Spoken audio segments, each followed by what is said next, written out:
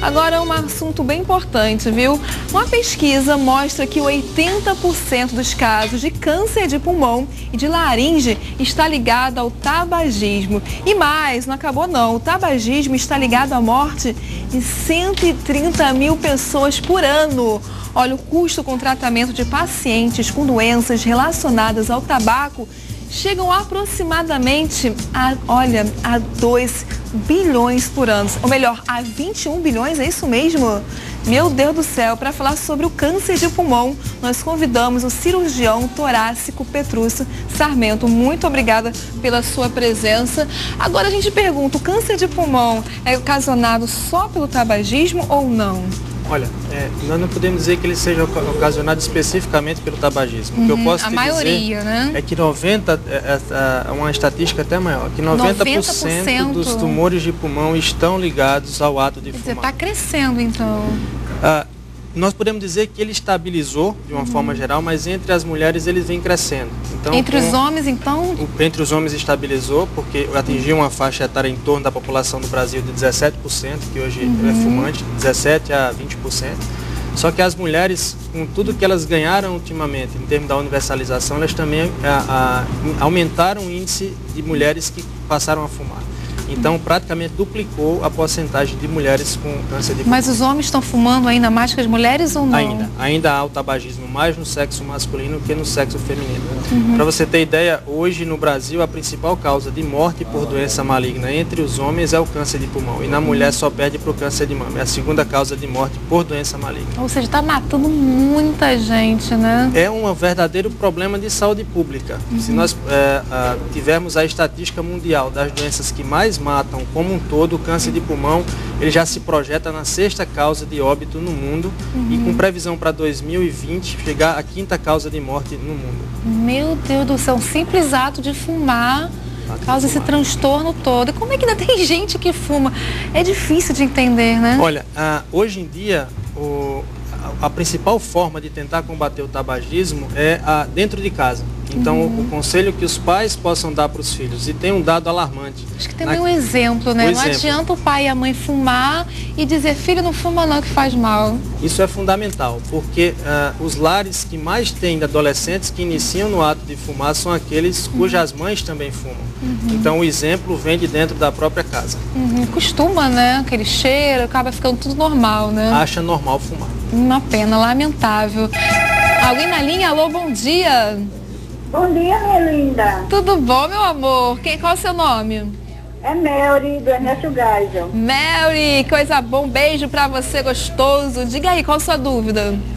Eu gostaria de saber, doutor, que eu nunca fumei, graças a Deus. E gostaria de saber se existe alguma probabilidade, assim, no meu caso, né, de obter o câncer de pulmão. Tá certo, obrigada pela sua participação. Beijo e parabéns por não fumar, tá certo?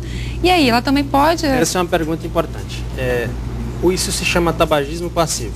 Então, se eu começar a selecionar aquelas pessoas que convivem com fumantes em atividade por mais de 10 anos, eu posso dizer que elas têm cerca de 5 a 6% a mais de chance de desenvolver câncer de pulmão do que aquelas pessoas que nunca fumaram. Da mesma forma, aqueles pacientes, aquelas pessoas que convivem em cidades cujo ar é muito poluído, no Brasil a gente tem São Paulo dessa forma, é como se ele fumasse todos os dias 6 cigarros. Então isso também contribui para o desenvolvimento do tumor de pulmão e de vias aéreas. Agora, para eu entender, a pessoa pode ter câncer de pulmão ou fumando ou de uma forma passiva, é isso também? Ou tem outra forma também, não? Exatamente. Tanto o cigarro na sua forma ativa, lógico, esse comprovadamente atua de forma significativa no desenvolvimento do câncer de pulmão, mas aquelas pessoas que têm o ato do tabagismo passivo, ou seja, que convivem na sua residência, no seu ambiente de trabalho, também estão mais expostos à nicotina e, consequentemente, ao fato de desenvolver um tumor. E quem não convive com pessoas que fumam, não fumam, também podem ter câncer de pulmão? Poder pode, agora a chance é muito pequena. Como eu te falei, 90% dos tumores de pulmão, eles estão relacionados ao ato de fumar. A gente passou um vídeo agora há pouco, passa novamente pra gente, produção, para ele explicar pra gente. Tá aí o pulmão, a pessoa fumando. Isso esse vídeo está demonstrando o ato da fumaça entrar no cigarro. Cada vez que você inala a fumaça do cigarro, você está levando mais de 4.000 substâncias nocivas ao pulmão. E a principal delas é a nicotina. Então a nicotina ela funciona como se fosse uma droga, como álcool, como qualquer outro tipo de droga. E daí a dificuldade das pessoas que fumam pararem de fumar. Vicia, essa fuligem vai se depositar lá no finalzinho do pulmão, formando esses pontos pretos, que na verdade a gente chama de antracose. Isso é deposição de fumaça e de fuligem. E é nítido quando você faz cirurgia torácica, quando você tem lá a oportunidade de ver ao vivo, quem mora na zona rural e não fuma, o pulmão é rosadinho. Quem mora na cidade e fuma é um pulmão preto, lembra muito asfalto até. Então você vê nitidamente o quanto que o cigarro e a fumaça contribuem para as doenças pulmonares como um todo. Lembrando que o cigarro não vai dar só câncer de pulmão, ele vai ser responsável por doenças cardiovasculares, doenças vasculares periféricas e outras doenças associadas como doença bucal, etc. Nossa Senhora. Tem alguém na linha? Alô, bom dia. É Lisete. Tudo bom, querida? Fala de onde? Fala aqui do Rangel. Beijo gostoso, todo mundo coladinho no Feminíssima. Diga aí, qual a sua dúvida? Olha, é porque eu já fumei antes. Aí deixei de fumar, né? Aí eu bati um raio-x, aí deu um nódulo. Certo. Aí eu levei pro médico, ele disse que era um nódulo seco. E não tinha problema nenhum, não precisava de remédio, não precisava de nada. Será que daqui a um dia ele pode causar algum problema? Tá certo, obrigada pela sua participação. Essa é uma pergunta fundamental. Então, o nódulo de pulmão é a primeira manifestação do câncer de pulmão. E é a única chance que eu tenho de fazer um diagnóstico precoce, que eu possa levar esse paciente ao tratamento com chance de cura. Infelizmente, hoje, a única forma de curar o câncer de pulmão é a cirurgia, onde eu possa fazer a ressecção completa. Para você ter ideia de quanto isso é difícil a gente conseguir, 90 a 95% das pessoas que chegam a ter o diagnóstico de câncer de pulmão já perderam a chance de ser curadas, ou seja, elas não têm mais chance de ser operadas. Então, se você tem um nódulo de pulmão, a não ser que esse nódulo seja completamente calcificado, ele deve ser exaustivamente investigado. E o melhor exame para isso é uma tomografia de tórax. Depois de diagnosticado, depois de ter feito a cirurgia, ele pode voltar também? Ele pode voltar, mas quanto mais precoce você fizer, maior a chance de curar, até chegando até 90% de cura, e menor a chance dele voltar. E a partir do momento que você tem um primeiro tumor, você passa a ser seguido mais de perto pelo médico.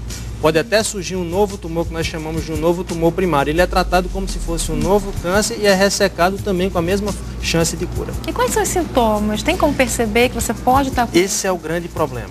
O tumor de pulmão, quando ele vem dar sintomas, ele já percorreu mais de 2/3 da sua evolução. Ou seja, ele já está numa fase avançada onde não mais há uma possibilidade de cura, com raríssimas exceções.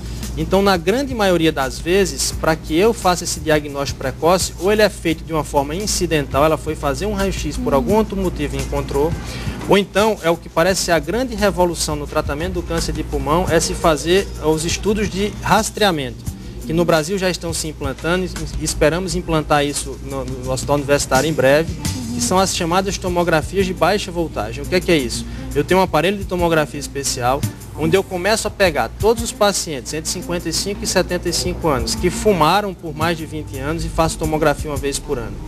Esse trabalho foi feito nos Estados Unidos e na Europa, mostrou uma redução na mortalidade de 20% para o tumor de pulmão e de 7% para as outras doenças associadas aos cigarros, como por exemplo, infarto do miocárdio, o entupimento das artérias periféricas e por aí vai.